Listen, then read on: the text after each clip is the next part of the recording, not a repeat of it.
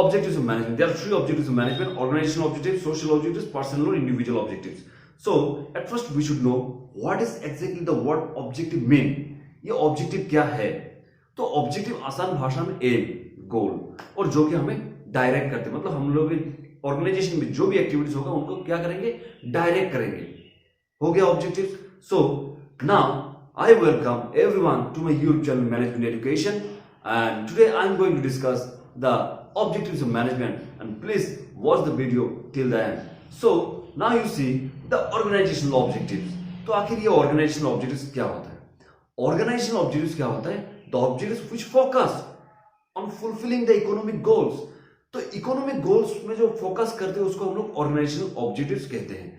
तो ये आखिर इकोनॉमिक गोल्स या इकोनॉमिक ऑब्जेक्टिव्स क्या होता है ऑर्गेनाइजेशनल ऑब्जेक्टिव्स में या एक ऑर्गेनाइजेशन का? तो इकोनॉमिक गोल्स या economic objectives is nothing but those goals और aims which is related with earning profit, which is related with earning revenue, which is related with the utilisation of all the resources like human and non human. So ये हो गए economic goals. तो यहां पे हम लोगों ने क्या देखा कि organisational objectives it focus on economic goals by utilizing means it fulfill the economic goals by utilizing all the resources. So हर एक ऑर्गेनाइजेशन का तीन प्रकार का ऑर्गेनाइजेशनल ऑब्जेक्टिव्स होता है, starting from survival, profit and growth. तो पहले सर्वाइवल क्या है? सर्वाइवल में क्या होता है, हर एक ऑर्गेनाइजेशन जो है खोलने से पहले ही वो लोग सोचते हैं कि बहुत सालों तक बिजनेस करेंगे हम लोग. तो ये हर एक बिजनेस ऑर्गेनाइजेशन का, हर एक फर्म का क्या होता है, सपना होता है. तो उसी सपने को सच्चाई में बदलने के लिए क्या करना होगा, उस ऑर्गेनाइजेशन को एनफ रेवेन्यू अर्न करना होगा ताकि जितने भी खर्चा हो वो खर्चे को मीट कर पाए, उठा पाए. ठीक है, तो ये हो गया सर्वाइवल. इस तरीके से एक ऑर्गेनाइजेशन सर्वाइव कर सकता है. एंड देन प्रॉफिट, जो कि बहुत इंपॉर्टेंट है, इसको हम लोग लाइफ ब्लड कहते हैं, एक ऑर्गेनाइजेशन का बैकबोन कहते हैं. तो प्रॉफिट एक ऐसा चीज है, जितना ज्यादा हम लोग रिस्क लेंगे उतना ही ज्यादा हमें रिवार्ड के तौर पे प्रॉफिट मिलेगा. एंड प्रॉफिट जितना ज्यादा मिलेगा उतना ही एक ऑर्गेनाइजेशन अच्छा से सरवाइव कर पाएगा, उतना ही एक ऑर्गेनाइजेशन खुद को बड़ा भी कर पाएगा, एक्सपांड भी कर पाएगा. So profit is very important. So profit हम लोग ज्यादा से ज्यादा प्रॉफिट कैसे अर्न कर पाएंगे, जैसे कि अगर हम लोग when we utilise the resources very effectively, efficiently, तो इससे हमें फायदा मिलने वाला है. फिर हम लोग अगर अपने प्रोडक्शन कॉस्ट को थोड़ा घटा देते हैं तो हमें अच्छा प्रॉफिट मिलने वाला है. तो इस तरीके का बहुत मतलब वेज है जैसे हम लोग अपने प्रॉफिट मार्जिन को बढ़ा सकते हैं, और जो कि एक ऑर्गेनाइजेशन के लिए भी फायदा हो सकता है. So the third one is growth, and growth is very important one, because you see अगर हम लोग ग्रो नहीं करेंगे, दिन ब दिन कॉम्पिटिटर्स बढ़ता जाएगा, लोगों का चॉइस बढ़ता जाएगा. तो हमें अपने बिजनेस को क्या करना है, ग्रो करना है, एक्सपांड करना है, बड़ा करना है. मीन्स वेराइटी ऑफ प्रोडक्ट लाना है ताकि लोग जो है कस्टमर सेटिस्फाई रहे. ठीक है, तो और अपने जितने भी रिसोर्सेज रहेंगे, मतलब आसपास होगा, अपॉर्चुनिटीज होगा, उसको अच्छा से यूटिलाइज करना है. तो ये सारे करके हम लोग क्या कर सकते हैं, अपने बिजनेस को बड़ा कर सकते हैं. सो yes, profit also plays a very important role to grow and to expand the business. So ऐसे हम लोग बिजनेस को तो बड़ा तो कर सकते हैं, लेकिन ये इंडिकेशन हमें कैसे मिलेगा, जैसे कि जब बड़ा करेंगे तो सेल्स बढ़ जाएगा, तो ऑटोमेटिकली मैंने जो अभी बोला कि प्रॉफिट ज्यादा मिलेगा, तब देन वैरायटी ऑफ प्रोडक्ट मिलेगा तो कस्टमर ज्यादा रहेगा, कस्टमर ज्यादा सेटिस्फाई रहेंगे, देन एम्प्लॉय ज्यादा होगा, मार्केट शेयर बढ़ जाएगा, बिजनेस फैल जाएगा बहुत सारी जगह पे. So in this way we can grow and we can compete with the competitors, and at the same time we can satisfy the customer, and at the same time we can increase the sales of the organisation.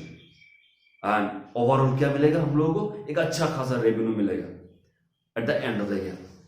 सो ये होता है survival, profit and growth, जो कि एक organisation, हर एक organisation का organisational objective में रहता है. So the second one is social objectives. So social objectives क्या है, अभी हमें समझना है सोसाइटी, ये सामाजिक उद्देश्य है.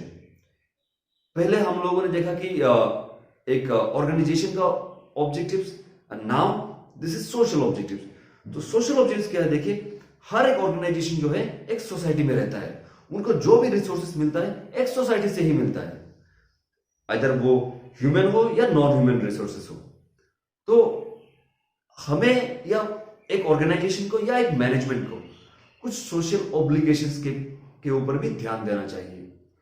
जैसे कि देखिए हमें द मैनेजमेंट और द ऑर्गेनाइजेशन क्या करना चाहिए, एक एनवायरमेंट फ्रेंडली मेथड एडॉप्ट करना चाहिए ताकि पोल्यूशन कम से कम हो, प्लांटेशन करना चाहिए, फिर रीजनेबल प्राइस से अच्छा प्रोडक्ट सप्लाई करना चाहिए सोसाइटी को, फिर एम्प्लॉयमेंट जनरेट कर सकते हैं हम लोग, फिर एम्प्लॉयज के बच्चों को फ्री एजुकेशन प्रोवाइड कर सकते हैं, हेल्थ बेनिफिट्स दे सकते हैं। देन यस, जैसे कि अभी पेंडेमिक चल रहा है, मीन्स कोविड-19, या कभी फ्लड भी आते हैं, सुनामी, ये सारे चीज जब आते हैं तो हर एक ऑर्गेनाइजेशन सामने आना चाहिए सोसाइटी के सामने ताकि उनको रिलीफ दे सके सोसाइटी को। So this are the ways through which we can help the society and we can fulfil the objectives of the society, या सोसाइटी कुछ भी नीड्स जो है उसको फुलफिल करना चाहिए by donating. So these are all about the social objectives, and then the third one is individual objectives. So individual objectives क्या है, जितने भी एम्प्लॉयज एक ऑर्गेनाइजेशन पे काम करते हैं, क्योंकि एक ऑर्गेनाइजेशन जो है वो एक ही आदमी से नहीं चलता है, बहुत सारे एम्प्लॉयज रहते हैं और उन्हीं के जो एफर्ट्स है उनको एक साथ करके ही एक ऑर्गेनाइजेशन अपने गोल को अचीव कर पाते हैं। सो इसीलिए that particular organisation should focus on the individual objectives also. उनके नीड्स क्या है उनको एक मैनेजमेंट को जानना जरूरी है, और उनके जो ऑब्जेक्टिव्स है या नीड्स है या डिजायर्स है उनको मैनेजमेंट या एक ऑर्गेनाइजेशन को फुलफिल करना चाहिए। कैसे हम लोग फुलफिल कर सकते हैं, अच्छा सैलरीज देके, इनसे एक्स्ट्रा अगर काम कर रहे हैं तो अच्छा इंसेंटिव्स प्रोवाइड करना चाहिए, फिर अच्छा वर्किंग कंडीशंस प्रोवाइड करना चाहिए, फिर प्रमोशन खुद को ग्रो करने के या प्रमोशन का फैसिलिटीज प्रोवाइड करना चाहिए, फिर हम लोग ट्रेनिंग एंड डेवलपमेंट प्रोवाइड कर सकते हैं ताकि उनके स्किल्स और ज्यादा अच्छा हो। So these are the individual objectives and which an organisation should focus. So ये तीन था क्या, एक ऑर्गेनाइजेशन का या एक मैनेजमेंट का तीन objectives, that is organisational objectives, social objectives and personal और इंडिविजुअल ऑब्जेक्टिव्स। सो हम लोगों ने यहाँ पे देखा कि अगर एक ऑर्गेनाइजेशन को बहुत लंबे दिनों तक चलना है, उसको अगर सक्सेस को छूना है, then this three objectives must be fulfilled by the every management. हर एक मैनेजमेंट को, हर एक ऑर्गेनाइजेशन को ये तीनों ऑब्जेक्टिव्स में काम करना बहुत जरूरी है।